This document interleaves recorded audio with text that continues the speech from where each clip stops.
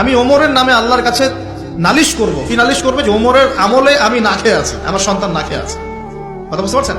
এই কথা শোনার সাথে সাথে ওমর রাদিয়াল্লাহু আনহুর মানে বুকে আল্লাহ পাকের ভয় চলে আসলো, হৃদয় প্রকম্পিত হলো। প্রকম্পিত হওয়ার পর তিনি নিজে চলে গেলেন মদিনায়, যেটাকে বলি আমরা বাইতুল মাল, মানে রাষ্ট্রীয় সম্পদ যেখানে থাকতো ওটাকে বাইতুল মাল বলা হতো।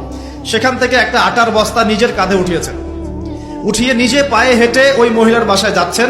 তার পাশে থাকা একজন সাহাবী, তিনি বলছেন, তার নাম আসলাম রাদিয়াল্লাহু আনহু, তিনি বলছেন যে ইয়া আমিরুল মুমিনিন, হে আমিরুল মুমিনিন, আমাকে দিন, আনা আহমিলুক, আমি এটাকে বহন করে নিয়ে যাই। আপনি চলেন সাথে, সমস্যা নেই, আমি বহন করে নিয়ে যাই অ্যাটলিস্ট। তখন ওমর রাদিয়াল্লাহু আনহু বলছেন, দিলের কান দিয়ে শোনেন কথাগুলো, ওমর রাদিয়াল্লাহু আনহু বলছেন, হাল আনতা তাহমিলু উযরি ইয়াউমাল কিয়ামা, তুমি কি কিয়ামতের মাঠে আমার পাপের বোঝা বহন করবে? সুবহানাল্লাহ, চিন্তা করে দেখেন। নিজের হাতে গেলেন, রান্না করে খাওয়ালেন, তারপরে বললেন আগামীকাল তুমি আমিরুল মুমিনিনের দরবারে এসো, সেখানে আমাকে পাবে। এই হলো ওমর রাদিয়াল্লাহু আনহুর খেলাফত। একদিন তিনি তার যে উট, এটাকে পরিষ্কার করছেন।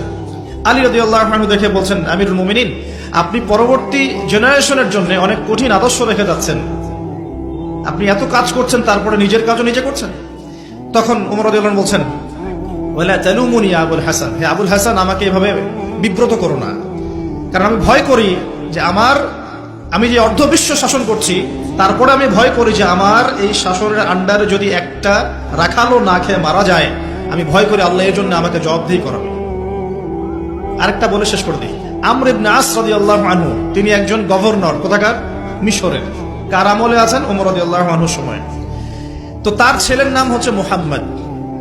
তো সেই মুহাম্মদ আমর ইবনে আসের ছেলে রাদিয়াল্লাহু আনহু।